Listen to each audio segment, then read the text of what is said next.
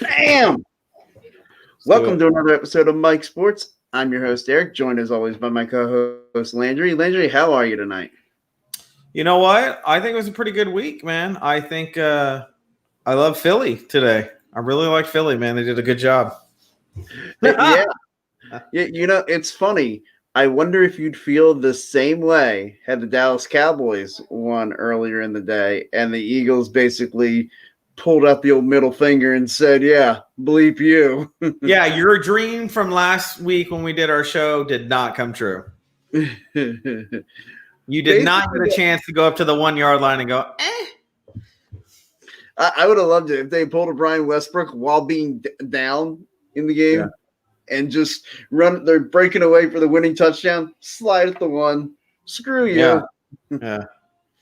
Or just magically run up to the one. I thought it'd be cool. Run up to the one and just throw the ball behind you to see what happens. Like, let's leave it up for chance at the very end.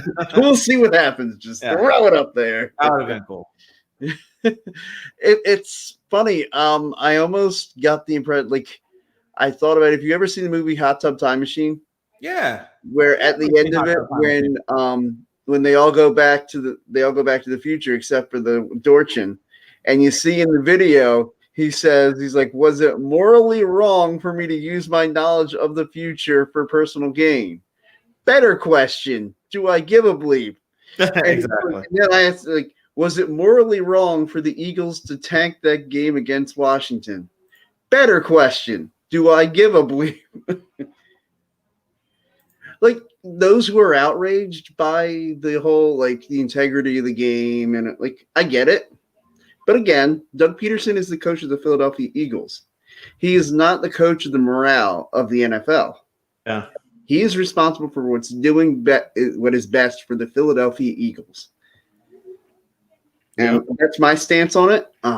But again, I also understand the players who would be angry because, look, like, for the Eagles to do that, for the Eagles to take Jalen Hurts out when they did, and as I said earlier in the week, you cannot look at me with a straight face and say Nate Sudfeld gave the Eagles a better chance to win that game than Jalen Hurts.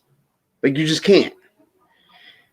And so, like, if I'm a player, I mean, I'm not like everybody else, and everybody else using the word appalled and all that crap, but it was questionable to me.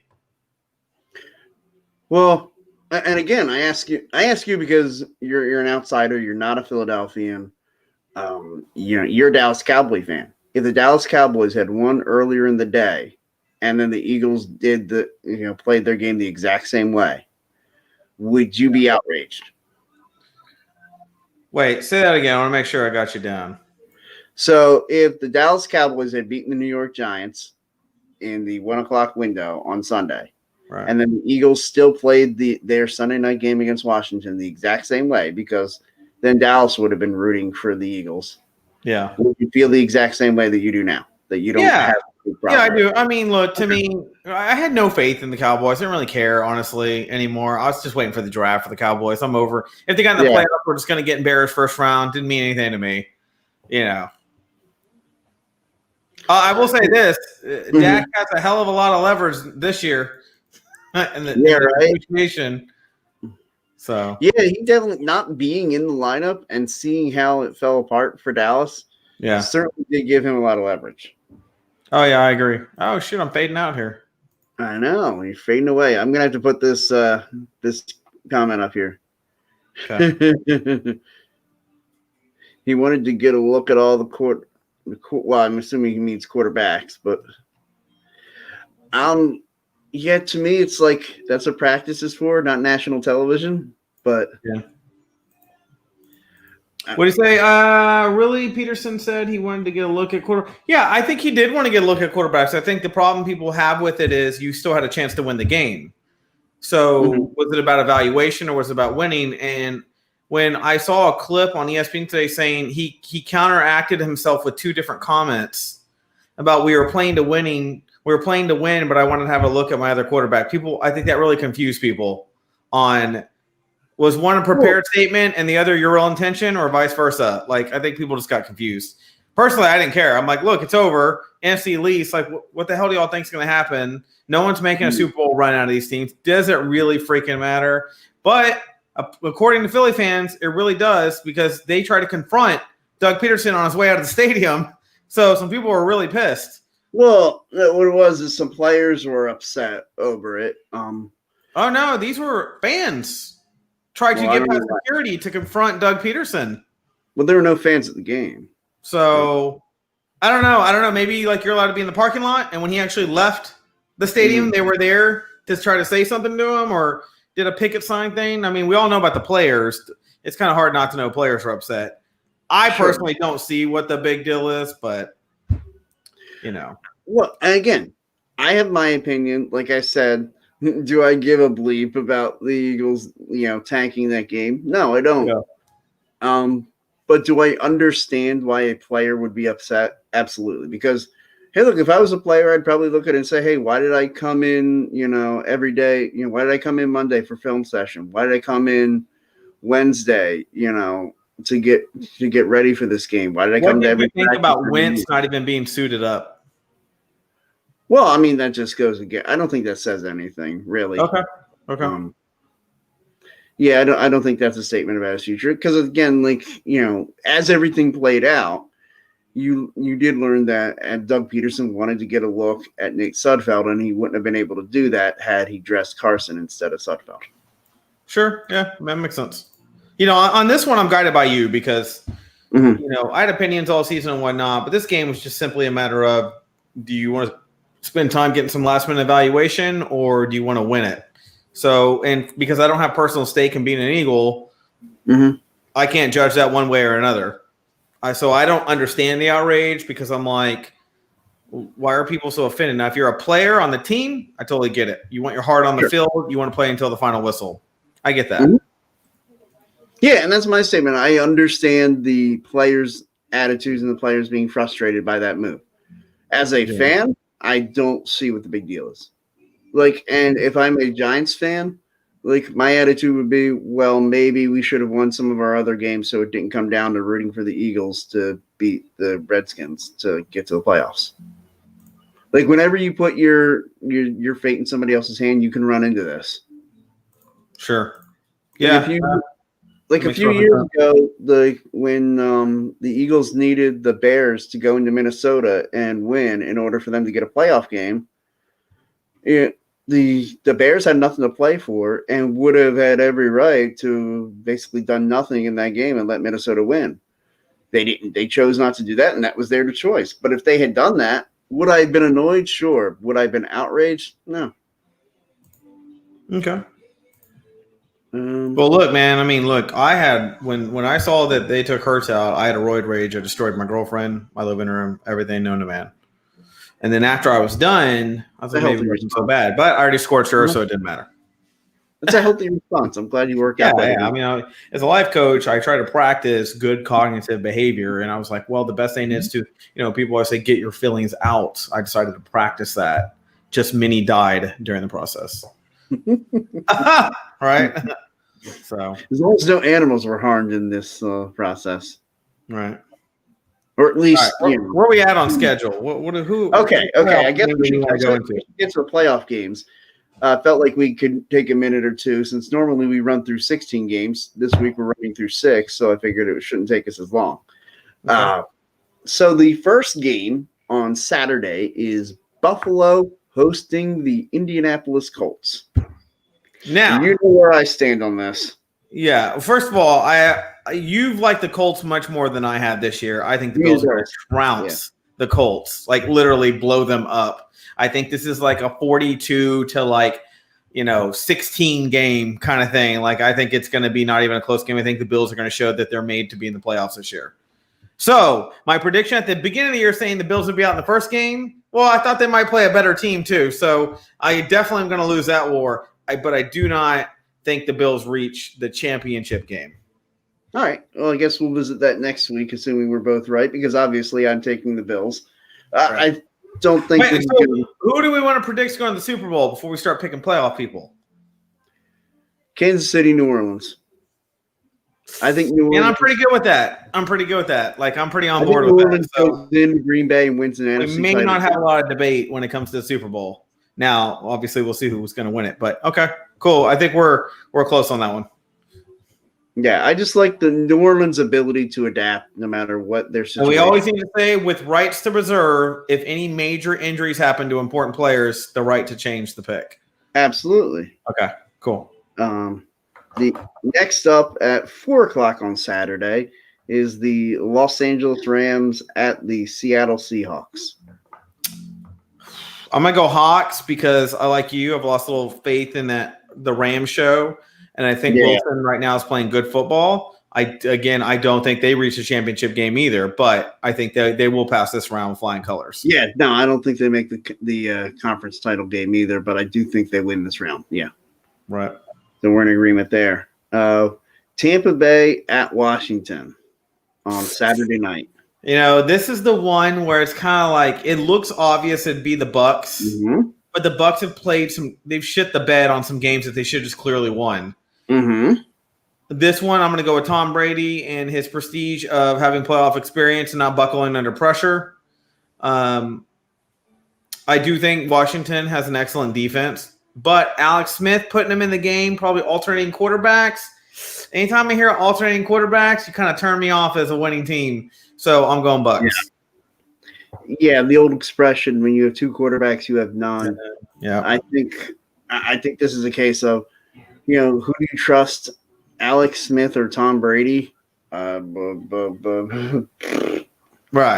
Yeah. Well, look, I trust Alex Smith, but not Alex Smith with an injury. I mean, I'd probably let him wash my car or something. I don't know about. See, man, to me, it's one of those slippery surface. Knee tilts the wrong way. Bam, breaks open. Yeah. All kinds of shit pours out from being back in the day and being Kansas. And 49ers comes out. Jim Harbaugh's probably up in there hanging out. I mean, you got to get away from that. All right. Yeah, you might be on to something there. All right, who we got next? So next up comes the Sunday afternoon slate of games, which is Baltimore at Tennessee. Now that is a game I think is going to be worth watching. Hopefully there's no snow so I can see a ground and pound game on the grass. Mm-hmm. Now, will this be Lamar's one and out again? Or will this be the Titans and Tannehill coming to the rescue? Or will this be where Lamar sets himself apart and says, look, I'm a playoff quarterback. I don't fold under the clutch. I'm going Titans. I saw an interesting stat today. 3 or 4 times, I think it is, the NFL's leading rusher has gone against the leading rushing team in the playoffs. And each time the leading rusher has won the game, that team has won the game.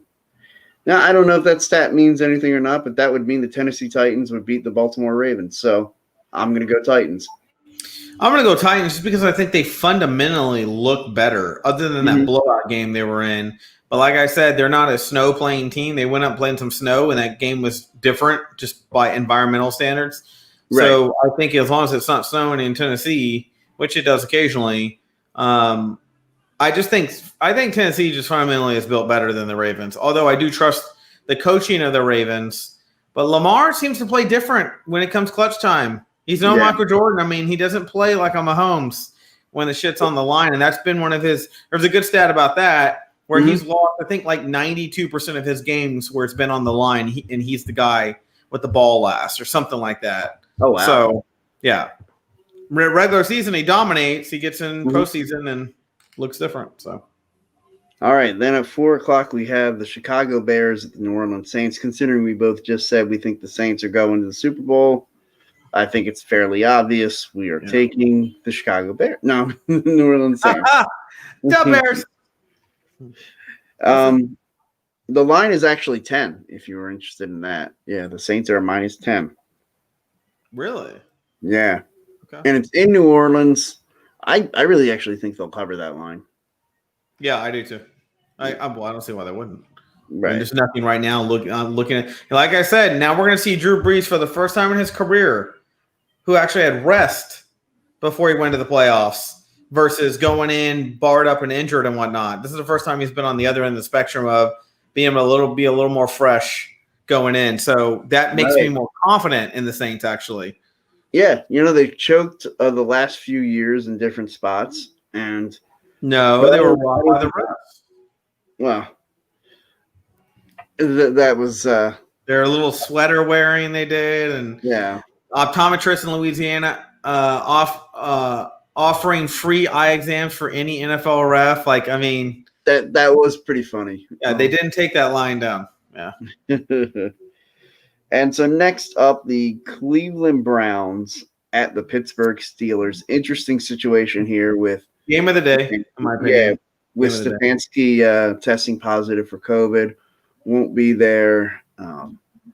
Doing a lot during the week as far as Zoom meetings to get his coaching staff ready for Sunday, and I'm sure that's going to be the case leading up all the way till kickoff or until whatever the time they're allowed to be talking with the coaches. So I'll tell you what, it's an odd spot. Like, this obviously unprecedented in these uncertain times. I'll take Cleveland. I think Cleveland's going to win this game outright. Yeah, I do too. So here's what I think. I think this is going to give Baker Mayfield even more of a chip to get it done going. I don't have my head coach. I'm definitely the leader on this field today. Yeah. I am the guy all eyes are going to be on. And to me, he loves that light. That's what makes him under pressure play good football. And on the other end, what I don't know, and I could look into a little bit after this, is just because he can't be on the field because of COVID, can he be on some kind of phone or whatnot, calling in what he sees? No? Okay. Once I know, at least by kickoff, he's not allowed communication. If he's not there, he can't be. Okay. That's weird because all year I've been calling in plays to the Eagles from my house. So I don't know why all of a sudden that's fucking banned. That's really odd. That explains a lot with the Eagles. Exactly. Yeah. I'm the one that yanked Hurts, bitches. I was kidding. Yeah, so that's surprising to me. I would think that, to no fault of your own, you get COVID, like they still let you participate via conference or something. Yeah, I would think you should have been allowed something like I don't agree with that ruling. Right. At all. So that sounds like we're going Titans, Browns, New Orleans. And what was the other one? Buffalo. Tampa. There we go. Tampa. Okay. Are we all in agreement? Yeah, we're all in agreement. That's what I'm saying. That's what I was repeating. All right. So, we agree on all four? No, that's not happening. Yeah. So I should just do a team parlay on the money line and just take all of our – and no, I should go against all of our picks and make a ton of money. Definitely. I'm looking at the – actually, I'm thinking about taking a 16 parlay. Just put like $5 on it and see what the payout will be if I get all of them right.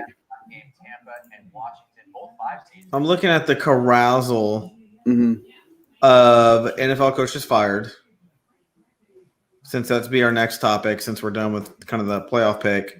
Obviously, we have the Texans, Bill O'Brien, which I think was needed. Quinn Falcons, needed. Lions, Matt Patricia. I didn't agree, but I think anybody going into Lions needs like 3 years to rebuild. I don't think anybody's going to have success. Yeah, I think you need 3 years before you really start the clock there in Detroit. Yeah. Adam Gase with the Jets. Yeah, I mean, it just – but again, I think that's another thing, the organization, the way it's structured, like it's just where coaches go to die. Yeah, I think the Jets need to take a look at themselves in the front office and stop using coaches as the reason why they can't win. Well, I think the owner needs to look at himself and decide. Yeah. Jaguars, Doug Marrone gone. I don't know about that one either. I think that might have been another. You got Chargers, Anthony Lynn. We've both been talking about that was probably likely. Yeah. Coaches expected to return that were possibly on the hot seat or rumored to be, or there had been sources to say, are Doug Peterson and Zach Taylor.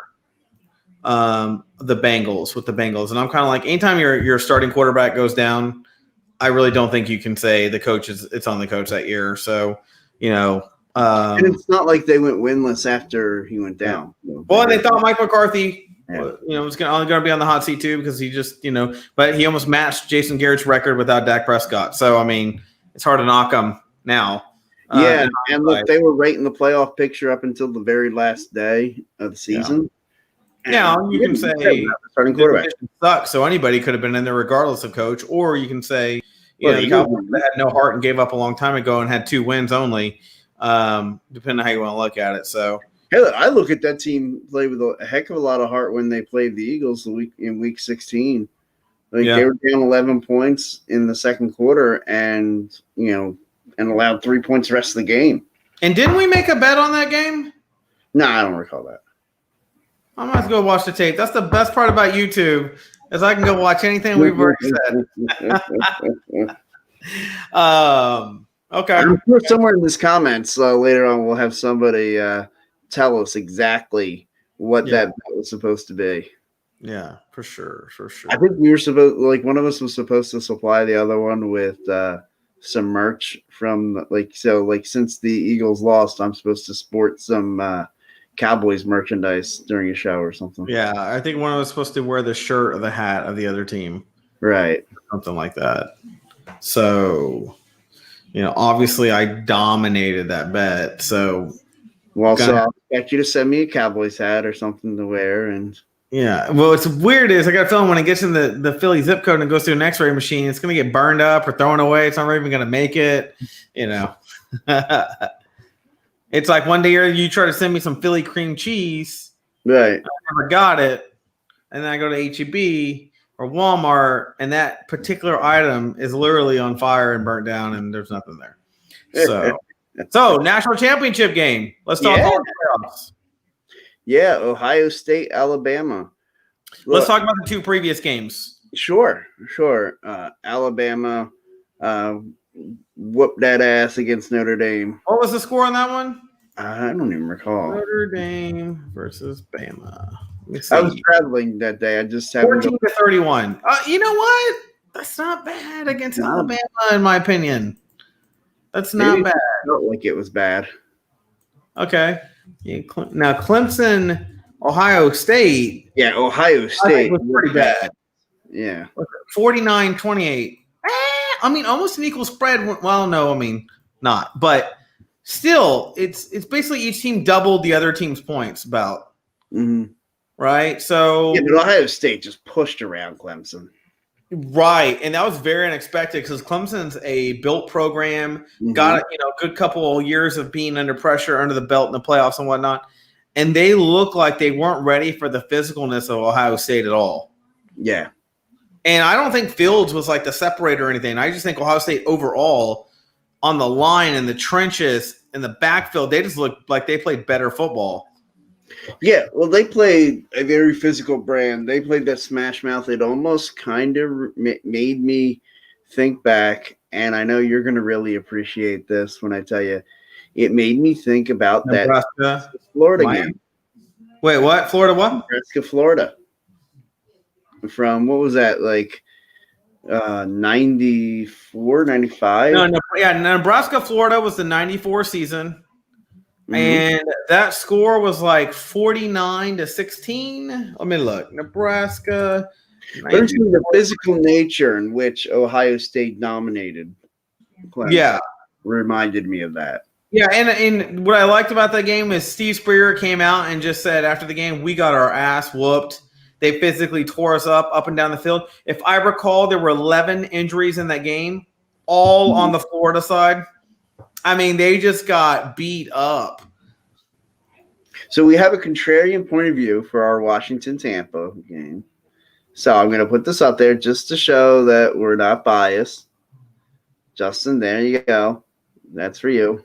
Now I'm going to take it down. But, I don't know who the Washington football – it's funny. That sounds like it should be an Abbott and Costello routine.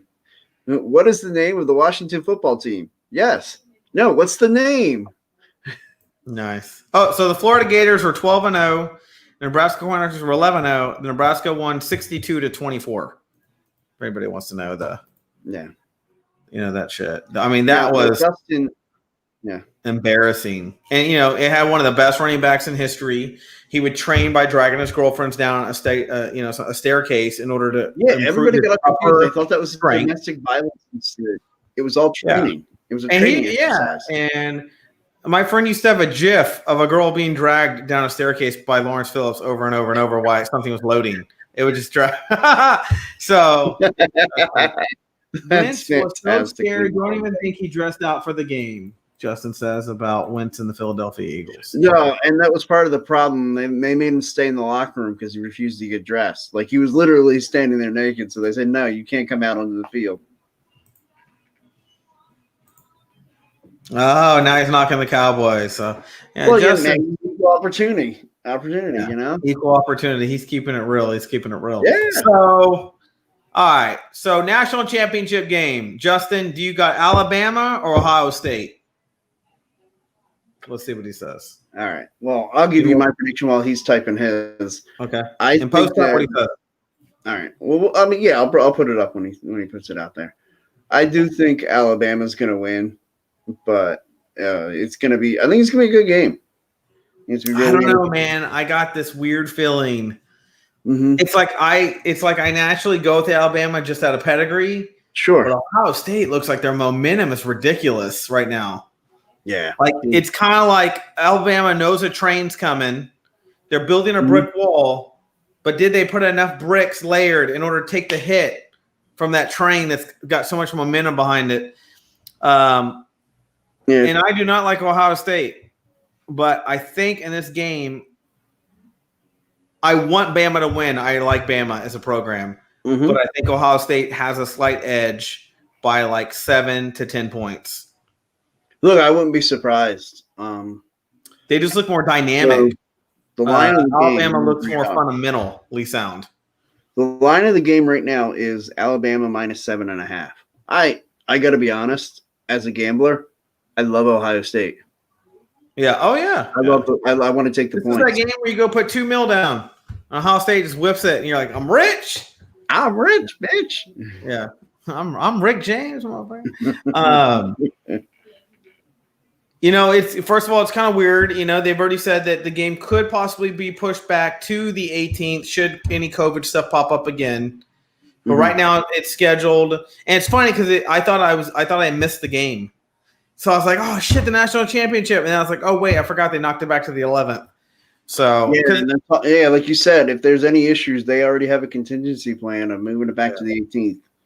Yeah. It's funny, the NFL this year, and I really think it should be celebrated. It really hasn't been talked about enough, I think. How good of the job they did with COVID. Yeah, all 17 weeks. Every team got all 16 games in.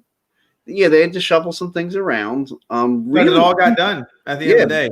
In other words, my fear was that if they had to do anything, that they may mess up two teams that normally would win, but because of getting pushed back or whatnot, that team lost because they were so worn out from the week before. And it didn't look like that. The teams that were better still won and came out on top. And it's like they had a backup plan for everything that possibly go wrong. They probably got some mathematician in there to run the playoff numbers and everything. Hey, someone does this. How do you move them where? What does that do? And like they should get commended because they did the best job to me out of any league because they had the most complication. And look, most of the other leagues didn't really have a chance to put together any kind of protocol. The NFL definitely had the advantage in that they could put together their own way. Like they saw, like this happens in March, and so they had until September. They had 6 months to come up with something, to come up with their protocol, their way of handling this. And it's certainly, I think college football handled it the worst. Yeah. They were all over the place. This non-centric control, this whole, by division or whatever, or not by division, by conference. Yeah. That was ridiculous. NCAA should have stepped in and dictated how that had to go. And to me, this just reeks of why there needs to be one governing body of the NCAA that kind of oversees in all kinds of issues like this. Yeah. Like it shouldn't be the Big Ten just deciding what's best for the Big Ten. Or, the SEC deciding for them. Like, it should be like. Well, look, we got, a 7-0 team entering into the national championship against a team that wasn't 7-0 who had to play all their games in order to earn their spot. There's something about that doesn't look right. Now, obviously, if Ohio State wins or competes, they're going to go, well, they were still the right team. But what if Ohio State got smoked by like 40 points? People are going to say, had we had an 8-game playoff or a 6-game playoff, we would have known Ohio State was still vulnerable against another team, not named Clemson. And then the other thing it's going to be is, like you said, a central body should have made the decision, because had Ohio State played a full schedule, they may have lost one time, which would have kept them out and let one of those other teams in. Sure. And then, you had the Pac-12 that didn't start until November. Yeah. And, really, at that point, unless somebody was going to go undefeated, they had no chance of getting anybody in that. What I don't get is the real easy thing here to me is get rid of bowl games, or not bowl games, sorry, get rid of the conference title games. Or make every conference play a conference title game. That way only one team from each conference can come in Division I. And then make that the playoff bracket so that there's no controversy anymore. You either earn and win your conference and get in, or you don't. Make it simple by the end of the time. Or get rid of it and go the best record in your conference wins. Or if you're tied with another team, you have a wild card. What I don't get is why college doesn't want to get away from controversy. The NFL solved it. The NFL doesn't have a controversy. And there's a reason for that, because they make the two weaker teams play to fight for a spot to be able to play at all. Well, what I would love to see them do is do something almost like a setup where they had it with the bowl situation where, okay, the conference winner of the 5 major conferences, they're all in, okay? They all get into the tournament. They all get in the playoffs. And then you have 3 wild cards. And those can be selected by the committee as far as who you think the next 3 best teams are. And they can be, a winner of one of the non-major conferences, which I think should be encouraged. Someone like a Cincinnati, or a Coastal Carolina for that matter. And then there should be, and then you've got the other 2 wild card spots, which would be open for, a team like, in this case, Notre Dame, who didn't win their conference, but, played in the conference championship game. I think that it opens up so many more opportunities. Like you said, avoids controversy, because 5 teams, you already know, whoever wins those conference championships are in. And the other 3 teams are, wild card teams. And that can be where you can still, because look, the debate is always fun. Hey, should this team be in? Should that team be in? But to me, it seems more innocent when you're debating those last 3, as opposed to a team that really has a chance to make a case for a national championship run. Yeah, I really don't have a lot to add to that. I think you put that pretty good. It's just, at some point, college has to have the want to or the ambition to solve controversy. And for some reason, they're attracted to it. It keeps their sport interesting, I think, in their opinion. And they've how long did it take for them to do a playoff, despite, we as teenagers and young adults really, really didn't think they'd ever do it, because they loved the controversy and they loved the idea that meant every regular season game mattered. And I think they've seen that even going to this playoff system, every game still matters. It didn't take away from the importance of that. Yeah. No, I totally agree, man. Do I think any of the teams that didn't get in would beat Bama or Ohio State? Probably not. But the point is that what about the time where we think, man, one of those probably could have held their own, or maybe even pulled off a Cinderella win? And people want the Cinderella story. It keeps sports interesting. It's the reason why NFL has wild card. No one thinks the Colts are going to do anything. But what if the Colts all of a sudden went on a hot run and dominated everybody all the way through, and then took down the Kansas City Chiefs? Nobody thought Giants in 2008 were going to go on a run, or 2007 were going to go on a run and win the Super Bowl. They had to play 3 games on the road in the playoffs, and they had to win in Tampa. Okay, whatever. In Dallas, that was 12-4 that year. And then they had to go into Green Bay in January and win. And then after you did all that, then you just got to beat the undefeated Patriots to win the Super Bowl. Yeah. That's a pretty, hey, look, I'm no Giants fan. I'm an Eagles fan. But that's a pretty darn impressive run. Yeah, I mean, there's a reason why they made a movie called Any Given Sunday, is you really never know when 2 hearts who can play football get on the field, and that day one puts a little bit more than the other team in, and that could be the difference between becoming a champion. This year I'm with you. I think we got Saints, and I think we got Kansas City. In college, I think obviously I thought it would be Clemson and maybe Bama again. I didn't think Ohio State was going to transfer, but now that I've seen Ohio State, man, that's hard to deny with the way those dudes are playing football. Right. And did that take anything from Trevor Lawrence looking like the stellar quarterback? I don't know. To me, it did a little bit. I'm going, he went up against a good team, and he barely put any points up when the defense got in his face. So that made me say, well, he did today announce he's going to the NFL draft. Sure.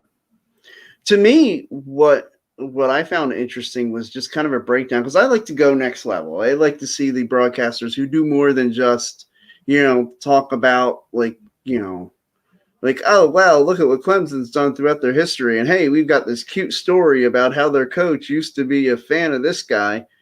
I like the ones they talk about, I heard them talk about Trevor Lawrence's ability to throw outside.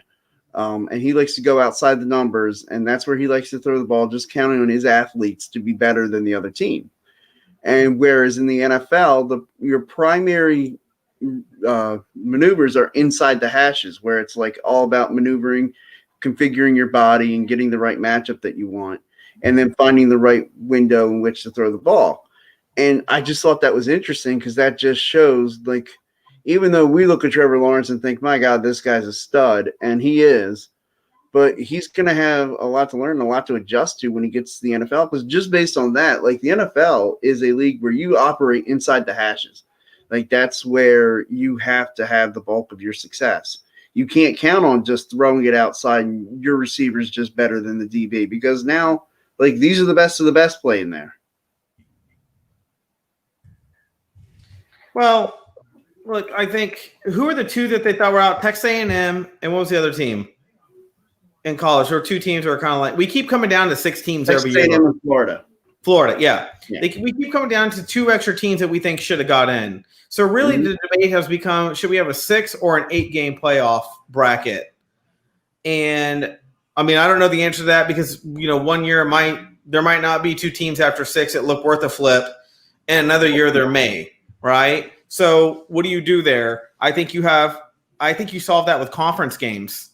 That's what I'm saying. You either have no conference for everybody in the best record of each conference, and then is that a 16-player bracket? A lot like March Madness is, or the college basketball bracket. All you got to do is look at how they do it. You don't ever see any controversy in basketball, right? Well, but the controversy is always at the bottom of the bracket. A team that, we think this team should have gotten in over this other team, but it's neither one of those teams are national championship contenders. And again, those arguments are fun, and that's fine, because I have a much easier time having those arguments with the 65th best team and them talking about they should have been in instead of who was ranked as the 64th best team, as opposed to saying, well, the 5th place best team against the 4th best. Yeah. Because to me, the 4th best team, they're still a really good team, and they're capable of going on a run and winning a championship. We saw the very first year that we had this playoff system, the number 4 seed Ohio State won the national championship.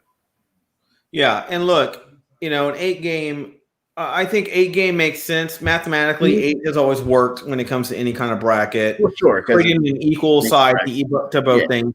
But there's not 2 conferences like there is in the NFL, so there needing to be 4 and 4 or anything like that. But 8 just mathematically is an easier number to work with. 6 creates a weird creates 2 teams getting a bye, and then is that an advantage or a disadvantage to get the bye?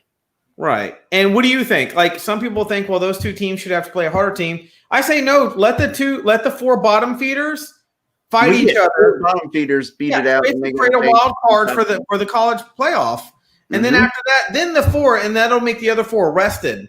Now, and then you reseed there. I don't like gaps, because gaps kill my momentum of my team dominating. Sure. That's how I am. But other coaches may say, no, man, we need the rest. The rest will make us better. And I think it really all comes down to your program. Sure. And a lot of times, what happened when they did a lot of these bowl games? They had a lot of instances where teams had 3 weeks off before their bowl game. Well, now the teams that have to work for that championship game, they got to keep playing each week.